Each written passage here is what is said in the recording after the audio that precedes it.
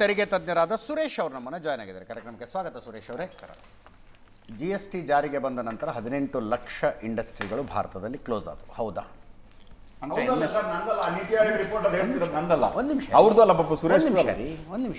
ಹಾಗಂತ ಅವರು 18 ಲಕ್ಷ ಕಂಪ್ನಿಗಳು ಮುಚ್ಚೋಗಿದೆ ಅಂತ ಹೇಳಿದಾಗ ಪ್ಯಾರಲಲ್ಲಿ ಇನ್ನೊಂದು ಡೇಟಾ ನಮ್ಮಲ್ಲಿ ಇದೆ ಅಜಿತ್ ಅವರೇ. ಏನಂತ ಹೇಳಿದ್ರೆ, ಸಿನ್ಸ್ ದಿ GST ಇಂಪ್ಲಿಮೆಂಟೇಷನ್ ಎಷ್ಟು ಎಕನಾಮಿಕಲಿ ನಾವು ಗ್ರೋ ಆಗಿದ್ದೀವಿ ಆಯ್ತಲ್ಲ, ಮತ್ತು GDPಯಲ್ಲಿ ಏನು ಗ್ರೋ ಆಗಿದ್ದೀವಿ, ಎಲ್ಲ ಡೇಟಾಗಳು ನಮ್ಮ ಮುಂದೆನೇ ಇದೆ. ಹಾಗಂತ 18 ಲಕ್ಷಗಳ ಕಂಪ್ನಿ ಕ್ಲೋಸ್ ಆಗಿದೆ ಅಂತ ಹೇಳಿದಾಗ ನಾವು MSME ಡೇಟಾನ ನಾವು ಹೇಳಿದಾಗ MSMEಯಲ್ಲಿ we are seeing further growth every year. And rather the ಸರ್ಕಾರ ಏನಿದೆ ನಮಗೆ MSMEಯಲ್ಲಿ ಮೊದಲು CGTMSE ಸ್ಕೀಮಲ್ಲಿ 50 ಲಕ್ಷ ರೂಪಾಯಿ ಇತ್ತು, ಅದನ್ನು 1 ಲಕ್ಷ ಮಾಡಿ ಇವತ್ತು 5 ಕೋಟಿ ಇದೆ. ಸೊ MSME ಹೋಲ್ಡರು 5 ಲಕ್ಷ ತನಕ ಏನು ಕೊಲಾಟ್ರಲ್ ಏನು ಗ್ಯಾರಂಟಿ ಕೊಡ್ದಿರ, 5 ಕೋಟಿನ 5 ಕೋಟಿ ತನಕ 5 ಕೋಟಿ ಏನು ಕೊಲಾಟ್ರಲ್ ಗ್ಯಾರಂಟಿ ಕೊಡ್ದಿರ ಅವ್ರಿಗೆ ಬೆನಿಫಿಟ್ ಬ್ಯಾಂಕಿಂದ ಕೊಡ್ತಾ ಬರ್ತಾ ಇದೆ. ಹಾಗಾಗಿ ನಾವು ಡಿಫ್ರೆನ್ಸಿಯೇಷನ್ ಈಗ MSME ಕ್ಲೋಸ್ ಆಗಿದೆ ಅನ್ನೋದು ಹೇಗೆ ನಾವು ಡೇಟಾನ ಅರೈವ್ ಮಾಡಲಿಕ್ಕಾಗುತ್ತೆ? ಒಂದು PF ಡೇಟಾ ಇನ್ಕ್ರೀಸ್ ಆಗ್ತಾ ಇದೆ, ESI ಡೇಟಾ ಇನ್ಕ್ರೀಸ್ ಆಗ್ತಾ ಇದೆ. ಸೊ ಈ ಡೇಟಾ ಇನ್ಕ್ರೀಸ್ ಆಗ್ತಿರೋರು ಎಲ್ಲೋ ಒಂದು ಭಾಗದಲ್ಲಿ ಇರಬೇಕಲ್ವಾ? ಕ್ಲೋಸ್ ಆಗ್ತಿರೋ ಡೇಟಾ ಒಂದು GST ಕ್ಲೋಸ್ ಆಯಿತು, ಒಂದು ಪ್ಯಾನ್ ಕ್ಲೋಸ್ ಆಯಿತು, ಒಂದು ಕಂಪ್ನಿ ಕ್ಲೋಸ್ ಆಯಿತು ಅಂದಾಗ ಆ ಕ್ಲೋಸ್ ಆಯಿತು ಅನ್ನೋ ಒಂದು ಪ್ರಶ್ನೆಗೆ ಉತ್ತರ ಬರ್ತದೆ. ಹೌದು. ಇಲ್ಲದೇ ಇದ್ರೆ ಸುಮ್ಮನೆ 18 ಲಕ್ಷ ಕಂಪ್ನಿಗಳು ಕ್ಲೋಸ್ ಆಗಿದೆ ಅಂದರೆ ಡಿಫೈನ್ ಮಾಡಬೇಕಲ್ಲ ನಾವು ಕಂಪ್ನಿ ಅಂದರೆ ಏನು ಅನ್ನೋದನ್ನ. ಕಂಪ್ನಿ ಅನ್ನೋ ಡೆಫಿನೇಷನ್ ಹೋದಾಗ ಒಂದು ಕಂಪ್ನೀಸ್ ಆ್ಯಕ್ಟ್ ಬರ್ತದೆ, ಒಂದು LLP ಆ್ಯಕ್ಟ್ ಬರುತ್ತೆ, ಒಂದು ಪಾರ್ಟ್ನರ್ಶಿಪ್ ಆ್ಯಕ್ಟ್ ಬರುತ್ತೆ, ಇಂಡಿವಿಜುವಲ್ ಆಗಿ ನಡೆಸ್ತಾ ಇರ್ತಾರೆ. ಅದನ್ನೇ ನಾವು PI ಅವ್ರಿಗೆ ಇದೇ ಪ್ರಶ್ನೆ ಮಾಡಿದಾಗ MSME ಗ್ರೋ ಆಗ್ತಾ ಇದೆ ಅಂತ ಹೇಳ್ತಾರೆ. ಕಾಸಿ ಅವ್ರನ್ನ ಕೇಳಿದ್ರೆ ಗ್ರೋ ಆಗ್ತಿದೆ ಅಂತ ಹೇಳ್ತಾರೆ. Every year KASSIA membership FKCC ಅವ್ರನ್ನ ಕೇಳೋಣ, ಅವರಲ್ಲೂ ಅದೇ ಡೇಟಾ ಇರಬೇಕಲ್ಲ ಅಜಿತ್? ಎಸ್. ಆ ಡೇಟಾ ಇಲ್ದಿರ just for the sake of argument ನಾವು ಅದನ್ನು ತೊಗೊಳಕ್ಕಾಗಲ್ಲ. They should be a basis and a credentials for the same. ಆ ಕ್ರೆಡೆನ್ಷಿಯಲ್ಸ್ ಇಲ್ದಿರ ನಾವು basically government of India is giving a fake data ಅಂತ ಆಯ್ತು ನಿಮ್ಗೆ. ಮತ್ತೆ ಅಲ್ಲ ನೀವು MSME ಡೇಟಾ ರಾಂಗ್ ಅಲ್ಲ ಸರ್, ಅನಿಲ್ ಕೇಳಿಸ್ಕೊಂಡಿದ್ದಾರೆ ಅವ್ರು, ಕೇಳಿಸ್ಕೊಂಡಿದ್ದಾರೆ. ಇದು ಡಿಬೇಟ್, ಇದು ಡಿಬೇಟ್. ನಾವು ನಮ್ಮ ಹತ್ರ ಬಂದಿರುವ ಒಂದ್ ನಿಮಿಷ ನಾನು ಎಂಟ್ರಿ ಆದಾಗ ನೀವು ಇಷ್ಟೆಲ್ಲ ಜೋರಾಗಿ ನನಗೆ ಜವಾಬ್ದಾರಿದಂಗೆ ಅವ್ರಿಗೆ ಮಾಡ್ಬೇಕು. ಆಯ್ತಲ್ಲ, ನೀವೇ ಮೋಹನ್ ವಿಶ್ವ, ವೈ ಡಿಡ್ ಮೋಹನ್ ವಿಶ್ವ speak when I was talking? ಯಾಕೆ ಮಾತಾಡಿದ್ರು ಅವಾಗ? ಯಾಕೆ ಕೇಳಲಿಲ್ಲ? ಈಗ ಯಾಕೆ ಕೇಳ್ತಾ ಇದ್ರಿ? ಯಾವ್ದಕ್ಕೆ ಕೇಳ್ತಾ ಇದ್ದೀನಿ? ಅಲ್ಲ, ಮೋಹನ್ ವಿಶ್ವ ಏನಕ್ಕೆ ಮಾತಾಡಿದ್ರು? ನೀವು ಕೊಟ್ಟಂತ ನಂಬರ್ ಅನ್ನು ಒಬ್ಬ ತೆರಿಗೆ ತಜ್ಞರಿಂದ ಕ್ರಾಸ್ ಚೆಕ್ ಮಾಡಿದೆ. ಹೇಳ್ತಾ ಇಲ್ಲ, ಐ ಆಮ್ ಟೆಲ್ಲಿಂಗ್ ನೀವು ಹೇಳಿದ ನಂಬರ್ ಅನ್ನು ಒಬ್ಬ ತೆರಿಗೆ ತಜ್ಞರಿಂದ ಕ್ರಾಸ್ ಚೆಕ್ ಮಾಡ್ಕೊಂಡಿದ್ದೀನಿ. ಅಲ್ಲ, ನೀವು ಮಾತಾಡ್ಕೊಳ್ಳಿ. ಬಟ್ ವೈ ಡಿಡ್ ಮೋಹನ್ ವಿಶ್ವ speak when I was talking? ನೀವು ಅವಾಗ ಅದನ್ನ ಯಾಕೆ ಕೇಳಲಿಲ್ಲ? ಮೋಹನ್ ವಿಶ್ವ ಮಾತಾಡೋದು ನೀವು ಮಾತಾಡ್ಲಿಲ್ವಾ? ನಾನು ಮಾತಾಡ್ಲಿಲ್ಲ. ಇರ್ರಿ, ತೆಗೆದು ನೋಡ್ರಿ, ನೀವು ಬೇಕಾರೆ ತೆಗೆದು ನೋಡಿ. ಕೃಷ್ಣ ಬೈರೇಗೌಡರು ಹೇಳೋದು 1.5 ಲಕ್ಷ ಕೋಟಿ ಲಾಸ್ ಆಗುತ್ತೆ ರಾಜ್ಯಗಳಿಗೆ ಅಂತ, ಕರೆಕ್ಟಾ? ಹೌದು, 1.5 ಲಕ್ಷ ಕೋಟಿ ಲಾಸ್. ಪ್ರಿಯಾಂಕ ಖರ್ಗೆ ಅವರು ಹೇಳಿದ್ದು 2017ರಿಂದ ಇಲ್ಲಿ ತನಕ ಅತಿ ಹೆಚ್ಚು ತೆರಿಗೆ ಹಾಕಿದ್ರು. ಹೌದು. ಅದನ್ನ ಈಗ ಕಡಿಮೆ ಮಾಡಿದ್ರೆ ಏನು ಲಾಭ? ಕರೆಕ್ಟ್. ಹೌದಾ? ಕರೆಕ್ಟ್.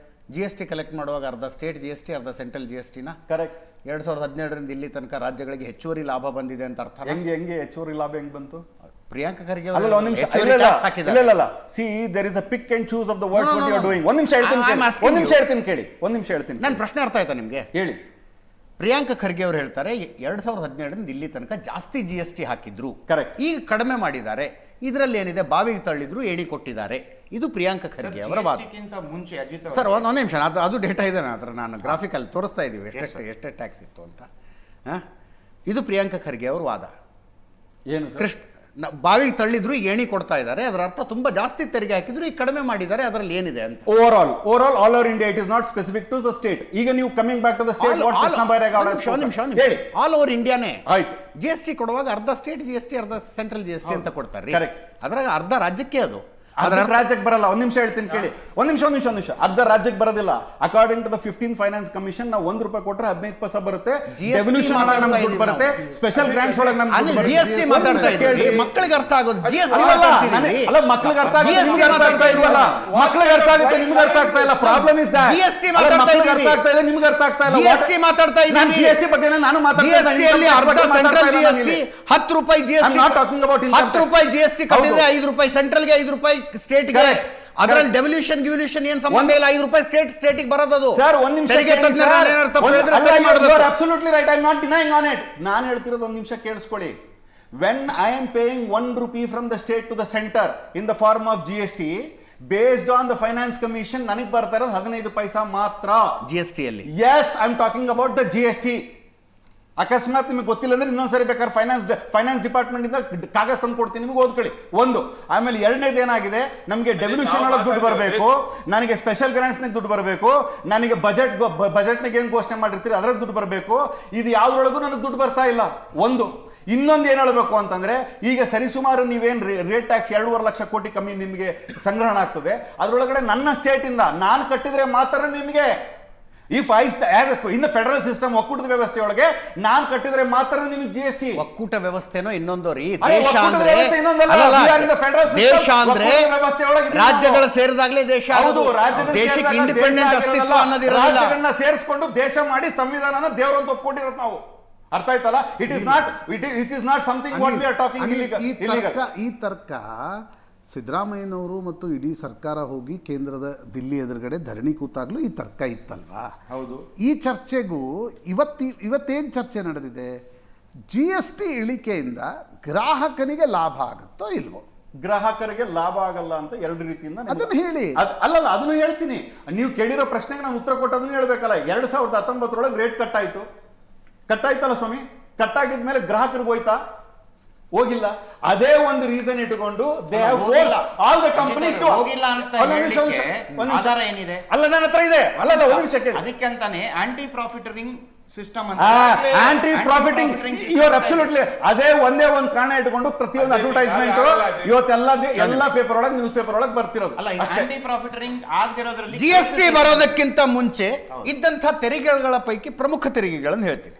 ಎಂಟ್ರಿ ಟ್ಯಾಕ್ಸ್ 1ರಿಂದ 5%, ಸೇಲ್ಸ್ ಟ್ಯಾಕ್ಸ್ 4ರಿಂದ 15% ಬೇರೆ ಬೇರೆ ವಸ್ತುಗಳ ಮೇಲೆ, ಅಬಕಾರಿ ಸುಂಕ 12ರಿಂದ 15%, ವ್ಯಾಟ್ 5ರಿಂದ 20%, ಸರ್ವಿಸ್ ಟ್ಯಾಕ್ಸ್ 14ರಿಂದ 15%, CST, octroi, luxury tax, average ಈಗೂ ಇದೆ. tax on betting, lottery, average tax ಈಗೂ ಇದೆ. 25ರಿಂದ 30% even today it is there. Average tax 25ರಿಂದ 30% ಇತ್ತು. ನಾನು ಹೇಳೋದ್ರಲ್ಲಿ ಏನೋ ತಪ್ಪಿದ್ರೆ ಇಬ್ಬರು ತೆರಿಗೆ ತಜ್ಞರು ಸರಿ ಮಾಡಬೇಕು. 25ರಿಂದ 30% ವಸ್ತುಗಳ ಮೇಲಿನ ಆವರೇಜ್ ಟ್ಯಾಕ್ಸ್ ಇತ್ತು. ಈಗ ಅದು ಆವರೇಜ್ 9.5%ಗೆ ಬಂದಿದೆ. ಹೌದಾ ಸರ್? ಸತ್ಯ. ಕರೆಕ್ಟಾ? 25ರಿಂದ 30%. ಹೌದು. Then which tax regime is better?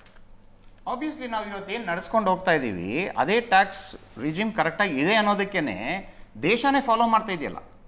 ಈಗ ನಾವೇನು ಹೇಳ್ತಾ ಇದ್ದೀವಿ, ಈಗ ನಮ್ಮ ಅನಿಲ್ ಅವ್ರು ಹೇಳ್ತಾ ಇದ್ರು ಈ ಥರ ಎಲ್ಲ ಆ ಥರ ಅಂತ ಒಂದು ಡೇಟಾ ಬೇಸ್ ಮೇಲೆ ಹೇಳ್ತಿದ್ದಾರೆ.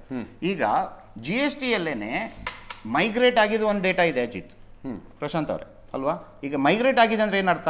ಹಳೆ ಟ್ಯಾಕ್ಸ್ ಸಿಸ್ಟಮಲ್ಲಿ ಏನಿದ್ರು 2017ಕ್ಕಿಂತ ಮುಂಚೆ, 1 ಜುಲೈಕ್ಕಿಂತ ಮುಂಚೆ ಜೂನಲ್ಲಿ ಅವರು ಎಕ್ಸೈಸಲ್ಲಿ ಇರ್ಬೋದು, ವ್ಯಾಟಲ್ಲಿ ಇರ್ಬೋದು, CSTಯಲ್ಲಿ ಇರ್ಬೋದು, ಸರ್ವಿಸ್ ಟ್ಯಾಕ್ಸಲ್ಲಿ ಇರ್ಬೋದು, ಯಾವುದೇ ಒಂದು ಸಿಸ್ಟಮಲ್ಲಿದ್ದು ಅವರು GSTಗೆ ಮೈಗ್ರೇಟ್ ಆದರು. ಹೌದು. ಹೊಸ ಸಿಸ್ಟಮ್ ಮೈಗ್ರೇಟ್. ಆ ಮೈಗ್ರೇಟ್ ಆಗಿರೋ ಒಂದು ಡೇಟಾ ಇದೆ ನಮ್ಮ ಹತ್ರ. It's a government data. ಯಾರು ನಾನು ಹೇಳೋದು ನೀವು ಹೇಳೋದು ಡಿಫ್ರೆನ್ಸ್ ಅಲ್ಲ. ಅದರಲ್ಲಿ ಒಂದು ನಂಬರ್ ಅಂತ ಇದ ಮೇಲೆ ಇವತ್ತಿಗೆ GST SEC ಹೋಲ್ಡರ್ಸ್ ಎಷ್ಟಿದ್ದಾರೆ? ಯಾಕೆ ಇನ್ಕ್ರೀಸ್ ಆಯಿತು? ಒಂದು system of law if it cannot be followed, ಅದಕ್ಕೆ ಎಕ್ಸಾಂಪಲ್ ನಾವು ನೇಪಾಲ್ ನೋಡಿದ್ದೀವಿ, ಬಾಂಗ್ಲಾದೇಶ್ ನೋಡಿದ್ದೀವಿ. So it is well accepted. ಜನ ಅದನ್ನು ಒಪ್ಕೊಂಡಿದ್ದಾರೆ, ಅದನ್ನ ಎಕ್ಸೆಪ್ಟ್ ಮಾಡಿದ್ದಾರೆ, ಮುಂದಕ್ಕೆ ತಗೊಂಡು ಹೋಗ್ತಾ ಇದ್ದಾರೆ. ಇವಾಗ ರೆಡ್ಯೂಸ್ ಮಾಡಿರೋ ಕಾರಣ ಏನು? ಇವತ್ತಿಗೆ ಒಂದು ಸಿಸ್ಟಮ್ ಬಂದ ಮೇಲೆ ಪರವಾಗಿಲ್ಲ, ಈ ರೆಡ್ಯೂಸ್ಡ್ ಸ್ಟೇಟ್ ಆಫ್ ಟ್ಯಾಕ್ಸಲ್ಲೂ ನಾವು ಸರ್ಕಾರ ನಡೆಸ್ಕೊಂಡು ಹೋಗ್ಬೋದು. ಜನದ ಸಾಮಾನ್ಯರಿಗೆ ನಾವು ಎಷ್ಟಾಗುತ್ತೋ ಅಷ್ಟು ಬೆನಿಫಿಟ್ನ ಪಾಸ್ ಆನ್ ಮಾಡಬೇಕು. ಆ ಪಾಸ್ ಆನ್ ಮಾಡೋ ಸಿಸ್ಟಮಲ್ಲೇ ಈಗ ರೆಡ್ಯೂಸ್ ಆಗಿರೋ ರೇಟ್ ಅಲ್ಲ, ಲೆಕ್ಕಾಚಾರ ಅದರಲ್ಲೂ ಇರುತ್ತೆ. ಜನರಿಗೆ ಪಾಸ್ ಆನ್ ಮಾಡೋದ್ರ ಅರ್ಥ ಜನರಿಗೆ ಬೆಲೆ ಕಡಿಮೆ ಆಗಿ ಜೀವನ ಮಟ್ಟ ಅದಲ್ಲ, ಕನ್ಸಂಪ್ಷನ್ ಜಾಸ್ತಿ ಆಗುತ್ತೆ. ಆ ಮೂಲಕ ಟೋಟಲ್ GST ಸಂಗ್ರಹ ಜಾಸ್ತಿ ಆಗುತ್ತೆ. ಇದಕ್ಕೆ ಇನ್ನೊಂದು ಸಿಂಪಲ್ ಹೇಳ್ಬಿಡೋಣ. ಯಾವುದು ನಮ್ಗೆಲ್ಲರಿಗೂ ಗೊತ್ತಿರೋಂಥ ವಿಚಾರನೆ, ಬೆಳಗ್ಗೆ 9:15 1 ಗಂಟೆ ಹೊಡೆಯುತ್ತೆ ನಮ್ಮ ಸ್ಟಾಕ್ ಎಕ್ಸ್ಚೇಂಜಲ್ಲಿ GST ರೇಟ್ ಇಳಿಕೆ ಆಗುತ್ತದೆ ಅನ್ನೋ ಒಂದು ವಿಚಾರಣೆ, ಅಂದರೆ ನೋಟಿಫೈನೂ ಆಗಿರಲಿಲ್ಲ. ಅದಕ್ಕಿಂತ ಮುಂಚೆ ಏನಕ್ಕೆ ಸ್ಟಾಕ್ ಮಾರ್ಕೆಟ್ ರಿಯಾಕ್ಟ್ ಮಾಡ್ತು? ಪಾಸಿಟಿವ್ ರಿಯಾಕ್ಟ್ ಮಾಡ್ತಾ, ನೆಗೆಟಿವ್ ರಿಯಾಕ್ಟ್ ಮಾಡ್ತಾ? ಪಾಸಿಟಿವ್. ಅಷ್ಟೇ ಸತ್ಯ ಇರೋದು.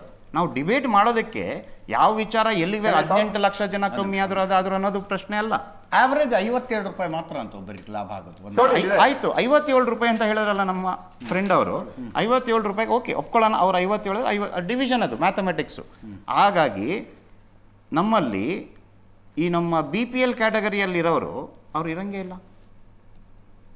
ಅಂದ್ರೆ ಅಲ್ವಾ?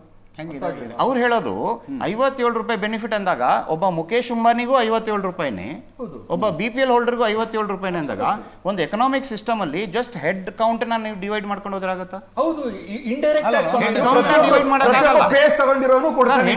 ಮಾಡ್ಲಿಕ್ಕಾಗಲ್ಲ. ಅಲ್ಲಲ್ಲ, GST ಪ್ರತಿಯೊಬ್ಬ ಪೇಸ್ ತಗೊಂಡಿರೋನು ಬಟ್ಟೆ ತಗೊಂಡಿರೋನು ನಿಮ್ಮ ಕೊಡ್ತಾನೆ. ಚಾನಲ್ ಅಲ್ಲೇನೆ ನಿಮ್ಮದೇ ಒಂದು ಸ್ಯಾಲರಿ ಪ್ಯಾಕೇಜ್ ಇರುತ್ತೆ, ನಿಮ್ಮದೇ ಒಂದು ಕನ್ಸಂಪ್ಷನ್ ಪ್ಯಾಟರ್ನ್ ಇರುತ್ತೆ. ಕರೆಕ್ಟ್ ಅಲ್ವಾ? ಕರೆಕ್ಟ್ ಅಲ್ವಾ? ಅಲ್ಲ, ನಾನು ಮಾತಾಡ್ತಿರೋದು ಫ್ಯಾಕ್ಟ್ಸ್ ಅಲ್ಲಿ ಸರ್, ತಪ್ಪಿದ್ರೆ ಚಾನಲ್ ಅಲ್ಲೇನೆ. ಸರಳವಾದ ಪ್ರಶ್ನೆ ಬರ್ತಾ ಇರೋದು, ಮಾರುತಿ ಆಲ್ಟೋ ಎಸ್ ಕೆಳ ಮಧ್ಯಮ ವರ್ಗದವರು ನಮ್ಗೇನೋ ಸ್ವಲ್ಪ ಅನುಕೂಲಸ್ಥರಾಗಿದ್ದೀವಿ ಅಂತ ಅನ್ನಿಸಿದಾಗ ಯೋಚಿಸಬಹುದಾದ ಮೊಟ್ಟ ಮೊದಲ ಕಾರು ಮಾರುತಿ ಆಲ್ಟೋ. 1,07,000 ತನಕ ಕಡಿಮೆ ಆಗುತ್ತೆ. ಕಡಿಮೆ ಆಗಿದೆ 1,07,000 ತನಕ.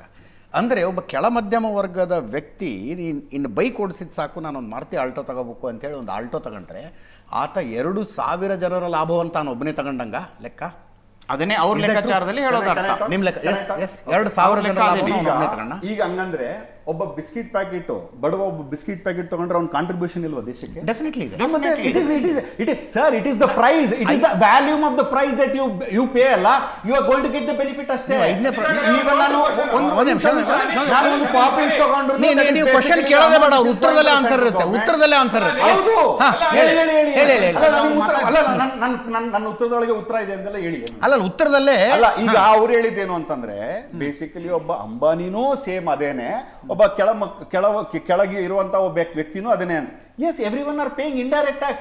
That is why it is called indirect tax. ಇಲ್ಲ ಅಂದ್ರೆ ಡಿಸ್ಪ್ಯೂಟ್ ಮಾಡಿದ್ರೆ ಅದನ್ನೇ ನಾನು ಹೇಳ್ತಿರೋದು. ಒಬ್ಬರಿಗೆ ಸರ್, ಈಗ 2,50,000 ಕೋಟಿ ಸರ್ಕಾರಕ್ಕೆ ಇದರಿಂದ ಹೊರೆಯಾಗ್ತಾ ಇದೆ ಅಂತಂದ್ರೆ it is the contribution of 144 crore people. Somebody might have paid 1 rupee, somebody might have paid 200 rupees, somebody might have paid 2 lakh rupees. That's a different story. ಅಲ್ಲಲ್ಲ, ಒಂದು ನಿಮಿಷ.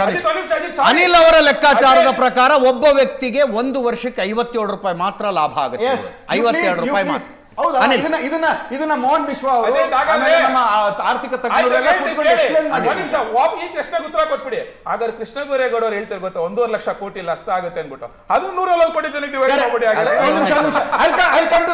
ಸರ್, ಈಗ ಬಹಳ ಇಂಪಾರ್ಟೆಂಟ್ ಕ್ವಶನ್ ಎತ್ತಿದ್ದಾರೆ. 1.5 kg ತುಪ್ಪ ತಗೊಂಡ್ರೆ sir, 1 ನಿಮಿಷ, 57 ರೂಪಾಯಿ ಉಳಿತಾಯ ಆಯ್ತು. ಆಗುತ್ತೆ 1.5 kg ತುಪ್ಪ. ಕರೆಕ್ಟ್ 1.5 kg ಅಂದ್ರೆ 1.5 ಇದು 99.9% ಅಲ್ಲ, ನೀವು ಡಿಬೇಟ್ ಮಾಡ್ತೀರಾ ಆಂಗಲ್ ನೋಡಿದ್ರೆ 1 ರೂಪಾಯಿ ಚಾಕ್ಲೇಟ್ ತಗೊಳ್ಳೋ GST ಕಟ್ತಾನೆ ಇಲ್ವಾ? ಕಟ್ತಿದ್ದಾನೆ. ಇಲ್ಲ ಅಂದ್ರೆ 144 crore people are the shareholders of the GST. ಇಲ್ಲ ಅಂದವ್ರು ಯಾರು? ಅಷ್ಟೇ ನಾನು ಹೇಳ್ತೀನಿ. ಇಲ್ಲ ಅಂತ ಯಾರಂದ್ರು? ಅಲ್ಲ, ಇಲ್ಲ ಅಂತ ಅವ್ರು ವಾದ ಮಾಡ್ತಾ ಇದ್ದಾರೆ.